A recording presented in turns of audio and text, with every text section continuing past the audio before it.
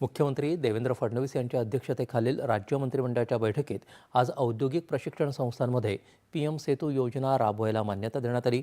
पहिल्या टप्प्यात नागपूर, छत्रपती संभाजीनगर आणि पुणे जिल्ह्यातल्या औद्योगिक प्रशिक्षण संस्थांमध्ये याची अंमलबजावणी करण्यात येणार असून पुढच्या टप्प्यात राज्यातील अन्य संस्थांचा समावेश होणार आहे।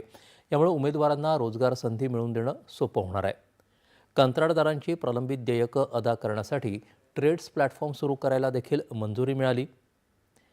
यामुळे सार्वजनिक बांधकाम विभागाशी निगडित सूक्ष्म, लघु आणि मध्यम कंत्राटदार उद्योजकांसाठी सुविधा उपलब्ध होणार आहे।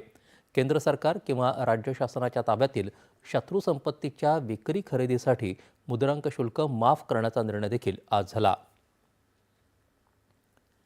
धुळ्यातल्या जवाहर शेतकरी सहकारी सूतगिरणीचं पुनरुज्जीवन करण्यासाठी राष्ट्रीय सहकारी विकास निगम यांच्याकडे शिफारस करण्यासाठी देखील मंत्रिमंडळानं मान्यता दिली। शासकीय जमिनींच्या भाडेपट्टीचा कालावधी 30हून अधिक वर्ष वाढवायला देखील मान्यता देण्यात आली। यानंतरच्या बातम्या काही क्षणात